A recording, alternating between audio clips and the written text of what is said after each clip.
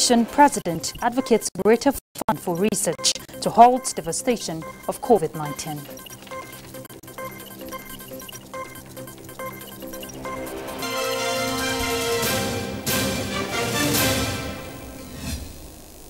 Right, let's begin by telling you that the federal government has resolved to establish a new agency that will be saddled with the responsibility of managing more effectively the proceeds of crime recovered from those found to have abused trust.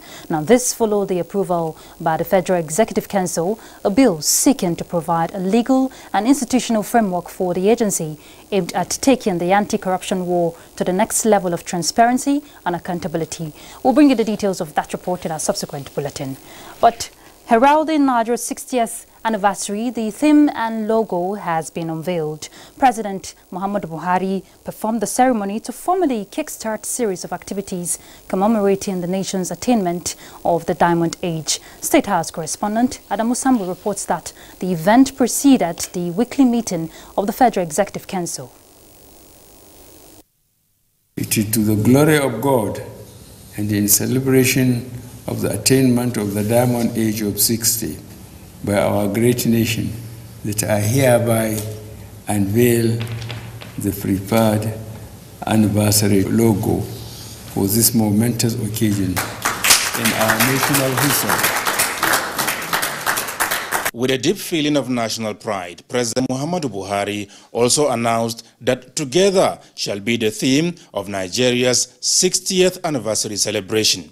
Our founding fathers, in spite of the differences in faith, tribe, and tongue, came together to fight for Nigeria's independence.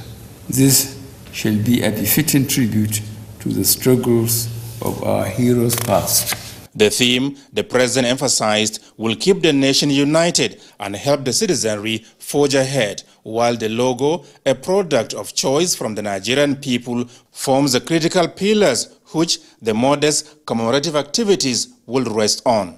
I am informed that the selected option depicts our togetherness, a country of over 200 million people whose natural talent, grit, and passion glitter like the precious diamond we are. This, to me, is a special appreciation to our most precious asset, our people. Everywhere you go, Nigerians are sparkling like diamonds in the pack. The neatly encrusted diamond on the nation's map, President Buhari said, symbolizes Nigeria's age of treasure, while the pear and dark green colors remind Nigerians of their warmth, welcoming spirit, and love, as well as the abundant human and natural resources. All these properties made us unarguably the most prosperous black nation in the world and Africa's largest economy. As we celebrate this anniversary, this government will work towards greater inclusiveness and look forward to the participation of all Nigerians. For the chairman, Interministerial Committee on the Anniversary Celebration and Secretary to the Government of the Federation, Boss Mustafa, the historic event is just the beginning of the various commemorative activities expected to last 11 months. The preference for a year-long celebration is to create opportunities for ownership and ensure that the edifying elements of our nation are made to propel our various individual and collective action. Therefore, post-October 1st activities to engage the private sector and the ordinary Nigerian will be the focus of the interim ministerial committee. Celebrating 60 years of Nigeria's independence without doubt calls for pomp and pageantry. But the federal government says with the COVID-19 pandemic forcing the global community to think and act differently has also foisted on the nation the imperative of a low-key celebration. From the State House, Adamu Sambu, NTA News. Vice President Professor Yemi Osinbajo says the federal government will ensure that affected Nigerians in Ghana get justice. Well, the president gave the assurance on Tuesday during a meeting with representatives of the Nigerian community in Ghana. A statement by Laolu Akonde, Senior Special Assistant to the President on Media and Publicity in the Office of the Vice President, stated that the meeting focused on the challenges facing Nigerians living in the West African nation, including the locking of hundreds of Nigerian-owned shops. Vice President Oshibajo strongly affirmed the commitment of the federal government to deal with the issues, stressing that there have been direct communications between President Muhammadu Buhari and President Akufo-Addo of Ghana. The Vice President, however, urged all affected traders through their associations and leaders to submit a more detailed letter containing the number of affected shops and other relevant information that would enable the Nigerian government follow up effectively. The Vice President also appealed to Nigerians living in Ghana to remain law-abiding and embrace peaceful coexistence, adding that both governments would resolve the differences. Well, the Vice President has since returned to Abuja. Let's look at all the issues. Information and Culture Minister Lai Mohammed has taken a pre-commissioning tour of the Watersmith Flow Station and Modular Refinery in Ohaji, Egbema local government area of Imo State. Anthony Forsen will bring us the details. The pre-commissioning visit by the Information and Culture Minister Lai Mohammed, accompanied by the Minister of State for Education, is to have an idea of what the nation will benefit from the refinery when it comes on stream. The refinery, which is in its first phase of completion, will have the capacity to refine 5,000 barrels of crude per day. Chairman of Watersmith and the Chief Executive Officer of the refinery briefed the minister and his entourage, among them the governor of Imo State, the success story of the modular refinery. The refinery is expected to come on stream mid-October. Today, that from just exporting crude, Watersmith is adding value to crude, is producing many other, byproducts which will be consumed by Nigerians. But don't forget the job creation and the fact that they are going to transform the entire landscape of this local government. And besides, you know that there were so many licenses issued out for modular refineries. I have not heard of any of those licenses calling for pre-commissioning visit or being commissioned. So it means that it is only Watersmith, in the real sense of it, that has actually utilized that license. So it's something our government must appreciate, and then Nigerians indeed should also appreciate. Watersmith Refining and Petrochemical Company had the full support and guide by the National Content Development and Monitoring Board, whose Executive Secretary described the Watersmith Refining and Petrochemical Company as a true Nigerian model, putting in perspective the capacity of Nigeria's local content in modern-day technological exploits for sustainable growth and development. In Owerri, the Imo State capital, Anthony Forsen, NTA News. The First Lady of Nigeria, Aisha Muhammadu Buhari, has reaffirmed her continued support to improving the living standards of Nigerians, especially women, youths and children.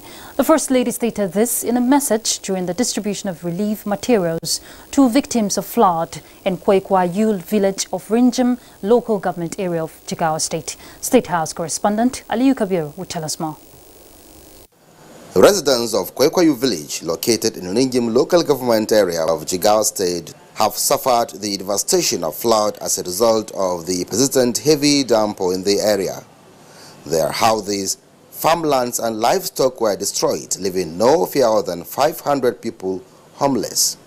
The victims, majority women and children, are currently taking refuge at the LEA primary school in the community as temporary accommodation. As part of her humanitarian activities, the First Lady of Nigeria, Aisha Muhammadu Buhari, through her Future Assured program, visited the area as part of measures to cushion the effect of their hardship. We are here today to assist people in an area where there was a flood in Jigawa State. We have seen that about 500 people were affected. Their homes were washed away. Their farm produce were all, covered by water, and they are really in desperate need of assistance. So that's why we are here on behalf of Her Excellency to present palliatives, which consist of rice, oil, soap, clothes, and so many other things.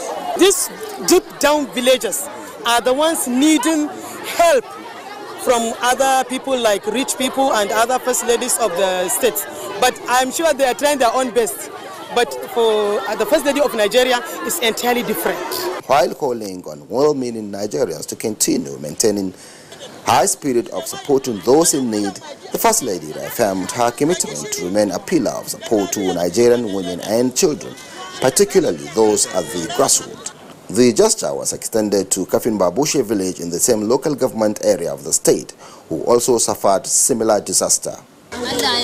The beneficiaries expressed their happiness with the gesture. In Lingim local government area of Jigawa State, Aliu Kabir, NTA News. And now to global update on COVID-19. European Commission President seeks better coordination on approach to the coronavirus pandemic, just as Russia's Sovereign Wealth Fund supplies 100 million doses of coronavirus vaccine to India drug company. Uche Ugochukwu is already standing by. President of European Commission Ursula von der Leyen said the bloc must rise above its fragmented approach on dealing with the coronavirus pandemic by centralizing more decision-making on health issues. In this vein, she told European Commission legislators that Italy will host a global health summit next year during its G20 presidency. The European Commission president insisted more funds must be invested in research and development and more powers given to EU-wide institutions so as to restore the fragile state the pandemic has left EU in. Scientists from a Ugandan university and the National Army, after collecting 162 plasma from donors, have launched a study to find out whether plasma from recovered coronavirus patients has effect on active patients. Meanwhile, the caseload of the coronavirus in Africa is now 1,374,043.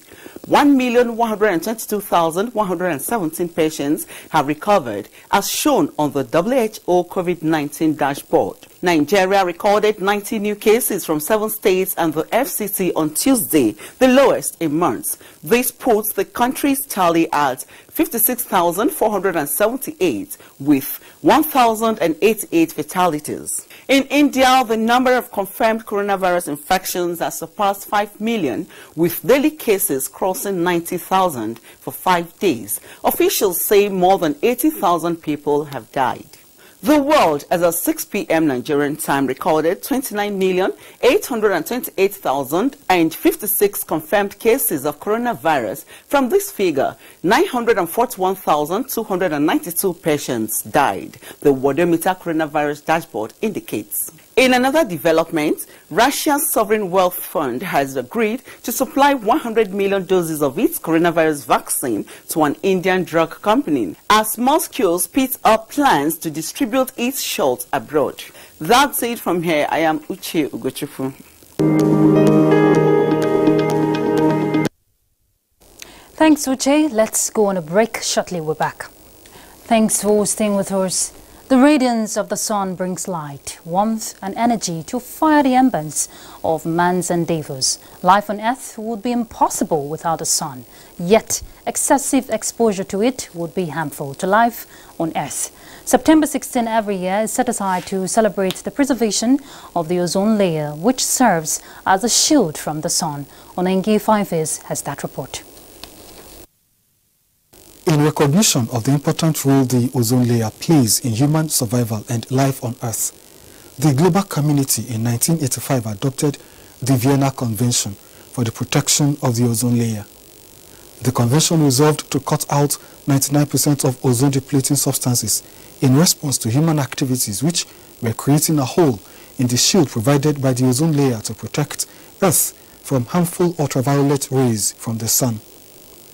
Ozone-depleting substances include gases used in cooling such as refrigerators and air conditioners. When these substances get into the atmosphere, they break the ozone layer gaseous shield and allow more ultraviolet rays than is needed from the sun to get to the Earth, exposing humans to medical conditions like cataracts and skin cancers. The excessive rays also cause damage to plants and the ecosystems. if government will provide available public transportation, people will reduce use of their cars. Because if you reduce the use of your cars on the road, you are minimizing the carbon emission. Furthermore, for example, again, the use of air condition. For example, any substance that escapes from the cylinder of the gas is chlorofluorocarbon. International Day for the Preservation of the Ozone Layer this year 2020 commemorates 35 years of the Vienna Convention and successes recorded in the reduction of greenhouse gases and other emissions considered harmful to the environment. One thing that comes to mind is the petroleum industry bill. Up till now, we're still flaring gas. Today, if you go to the Niger Delta region, particularly if you go to River State, where they're flaring gas, we're dealing with soot. Even before COVID-19, people in River, their environment, their air has been polluted. The slogan for the day is Ozone for Life. It serves as a reminder for humanity to continue to protect the ozone layer and natural ecosystems for the benefit of future generations. Onengiye Fine Face, NTA News. All right, let's expand the discussion. And joining us in the studio is an international communication and development specialist, Mr. Paddy Ezeala. Thank you very much for joining us, Mr. Ezeala. Thank you very much. All right, now we know that the challenges posed by the depletion of the ozone layer may have prompted the United Nations to set aside September 16 every year to look at efforts made in this regard. What would you say, how far so far? Well, that's a tricky question. So far, so good, I must say, in the sense that the ozone layer is healing, according to scientists. From the time it was discovered in the 70s, that the massive holes we are coming up on in the ozone layer, which was exposing humans to ultraviolet rays from the sun, and even plants and ecosystems too, were in danger. The whole world responded massively in 1985 for the Vienna Convention, and a few years afterwards drafted the Montreal Protocol, which aimed at cutting down the emission of ozone-depleting substances. I must say that it's been, to a great extent, successful, because scientists are telling us that in the next 50 years, the situation will be reversed to at least to the pre-1985 situation, which is encouraging. But that doesn't really mean that climate change it has ceased. Okay. No, it's a different thing entirely. All right, Mr. Ezeala, we know that Nigeria has also had our own fair share when we're talking climate change. We've seen it evident in hot temperatures, rain patterns and floods. How would you assess efforts made by authorities involved to reverse or, let's say, accommodate the trend? Yeah, you know that at the time the Vienna Convention took place in 1985, Nigeria did not even have an agency that was dedicated to the environment, let alone having a Ministry of Environment. Since then till today, government efforts have been very, very encouraging. But what should happen right now is that the government should look into these agencies, NESRIA, National Park Service, various forest reserves that we have, and things like that. It is high time we developed a comprehensive environmental policy for the country.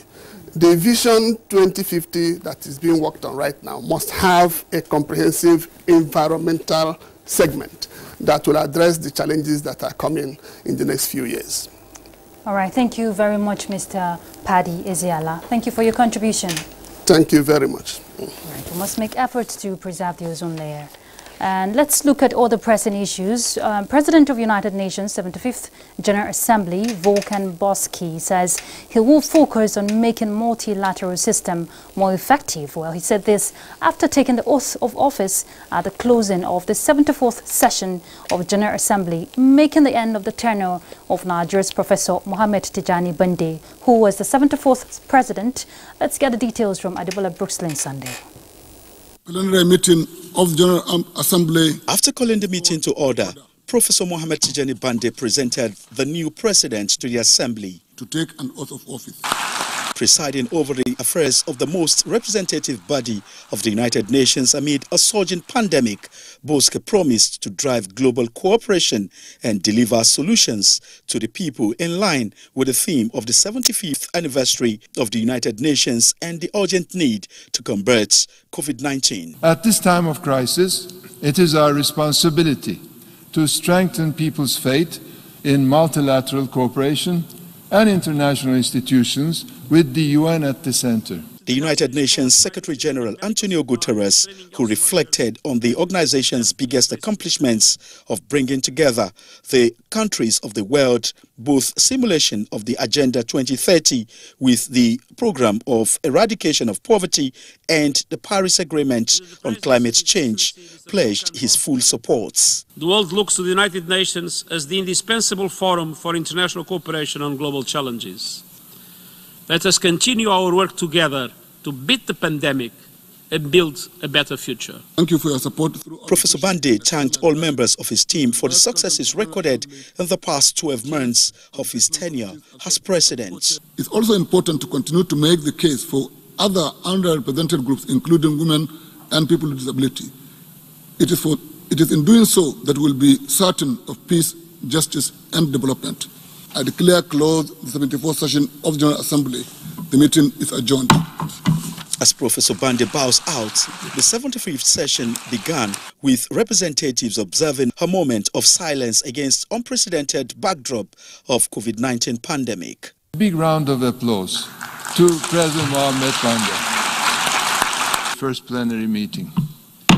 The United Nations is an international organization founded in 1945 after the Second World War by 51 countries committed to maintaining international peace and security, developing friendly relations among nations, and promoting social progress, better living standards, and human rights. The organization has grown over time. It has 193 sovereign states. Adebola Brookslyn Sunday, NTA News. All right, let's talk sports. 87-year-old former IAAF president Senegalese Lamine Diack jailed for corruption. Let's get the details with Badi Adelaire.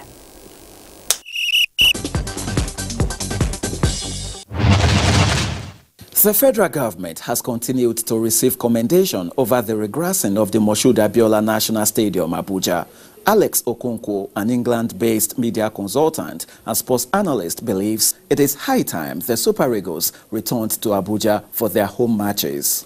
The minister, he is saying, let's give the infrastructure so that our national teams can come and play. So he started by already showing it by making the stadium, playable, a good place to receive the Super Eagles.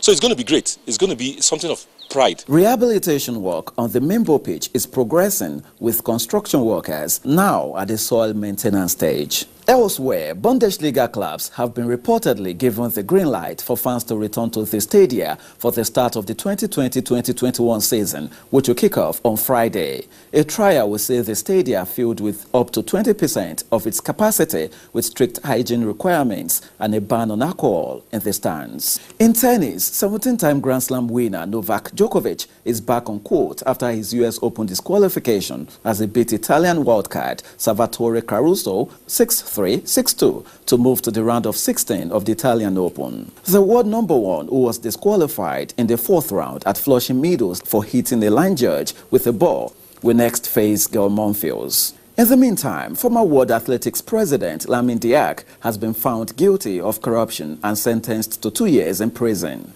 The 87-year-old, who was the head of track and field from 1999 to 2015, faced 5 charges related to an alleged cover-up of drugs tests for Russian athletes in return for bribes. The court also sentenced Diack to another 2 years of suspended jail time and fined him €500,000. With sports update, Bade Adeleye, NTA News. Right, and just before we go, let's see how Thursday's weather will fare.